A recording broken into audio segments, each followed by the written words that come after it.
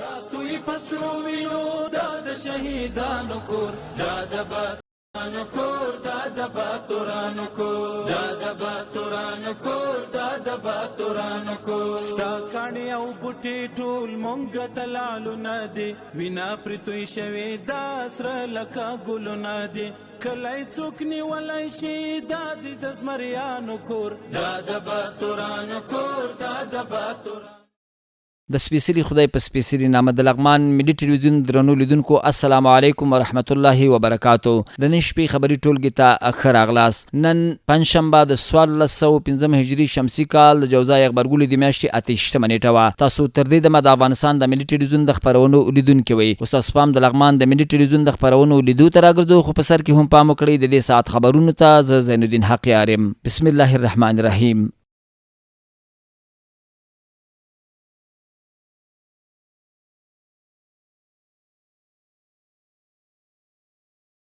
بسم الله الرحمن الرحیم.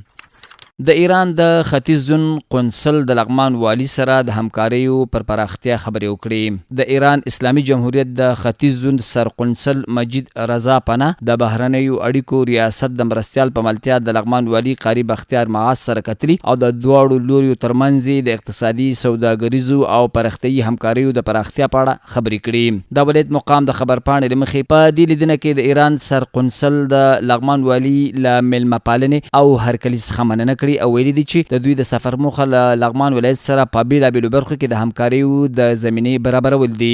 هغه زیاته کړې چې ایران چمتو دی د کرنې د کانونو د استخراج د سوداګرو لپاره د ویزو د اسانتیاو او نورو اړوندو برخو کې همکاري وکړي. بل لور ته د لغمان والی قاری بختیار معاذ د ایران د ختیځ زون د سر قونسل سفر څخه هرکلی او د افغانستان او ایران ترمنځ د تاریخي او دوستانه اړیکو یادونه کړې. په خبرپاڼه کې زیاته شوې چې ښاغلي معاذ په دې لیدنه کې د متقابل احترام، تفاهم او ګډو همکاریو ټینګار کړی چې پر بنسټ به د دواړو هیوادونو ترمنځ اړیکې لا پیاوړې شي او د ولسونو د هوساینې او اقتصادي پرمختګ لپاره اغیزمن ګامونه پورته شي. لغمان کې لستنه د نشي توکو د پیر، پلور او قاچاق په تور نیول شوي. د امنیه قومندانۍ مسؤلینو ویلي چې د یاد ولایت امنیه قومندانۍ اړوند د نشي توکو پر وړاندې د مبارزې مدیریت منصوبینو د تیرو 2 اونیو په ترڅ کې د محتلام ښار او یو شمېر ولسوالیو کې د کشفي او اپراتیفي عملیاتو پر مهال لستنه د نشي توکو د پیر، پلور او قاچاق په تور نیولي دي. د امنیه قومندانۍ په خبرپاڼه کې د مسؤلینو په حواله ویل شوي چې د یادو عملیاتو په ترڅ کې له نیول شوو کسانو څخه 8 کیلو او 153 ګرامه چرس، 48 ګرامه شیشه، 194 عدده زیکب او 29 عدده کې ډوله ټابلیټونه ترلاسه او ضبط شوي دي. په خبرپاڼه کې زیاته شوي نیول شوي کسان د لا زیاتو څېړنو او قانوني اجرااتو په موخه عدلي او قضایي ارګانونو ته سپارل شوي دي. مسؤلینو ټینګار کړی چې د نشي توکو او نورو جرمي فعالیتونو پر وړاندې خپلې مبارزې ته په جدي توګه دوام ورکوي.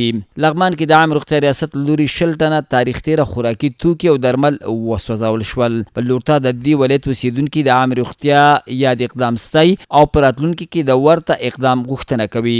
نور حال په راپور کې د لغمان د عام روغتیا ریاست مسؤلین وایي دغه 20 ټنه تاریخ تیره خوراکي توکي او درمل د مرکز ترڅنګ د ولایت له 15 ګونو ولسوالیو څخه د خوړو درملو د نظارت او پلټنې امریت کارکونکو د شپږو میاشتو په موده کې راټول کړي وو چې د ټاکل شوي پلاوي په حضور کې له منځه یوړل شول. د مسؤلینو په وینا په دغه توکو کې 225 قلمه درمل او 253 قلمه خوراکي مواد شامل وو. نن د کمیسیون په موجودګۍ کې 20 اقلامه تاریخ تیري درمل او ورسره غیر کیفیت لرونکي غذایی مواد د نظارت او پلټنې امریت په ذریعہ باندې راټول شوي او اوس تاسو وینئ چې حاضر شول.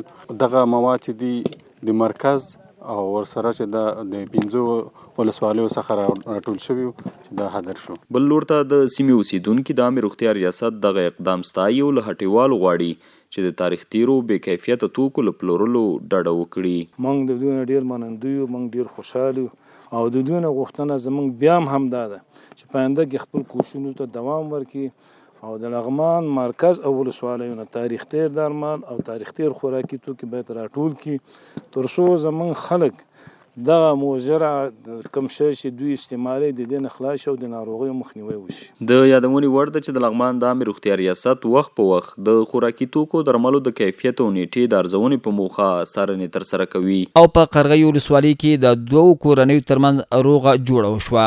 د قرغۍ ولسوالۍ اړوند د عزیز خان کس د بیلو کلي کې د غونډې پر مهال د احسان الله د لال محمد زوی او میر صاحب جان د عبد الله جان زوی د کورنیو ترمنځ د پیسو پر سر پیدا شوی حقوقي جنجال په دوستي بدل شوی. د ولایت مقام په خبرپاڼه کې راغلي چې په یاده غونډه کې د قرغۍ ولسوال قاری حضرت ګلاب عاصم ترڅنګ امنیه قومندان قاری مزګل احمدي د فرمانونو حکمونو تعقیب او نظارت امیر مولوی خدای نور د امر بالمعروف امیر مولوی حماد دینی عالمانو قومي مخورو د دواړو کورنیو غړو او د سیمې اوسیدونکو ګډون کړی. په خبرپاڼه کې زیاته شوې لومړی د قرغۍ ولسوال قاری حضرت ګلاب عاصم له دواړو اړخونو مننه کړې چې د ولسوالۍ مقام ته هررخیز واک ورکړی او ترڅو ترمنځ اصلاحي پریکړه وشي.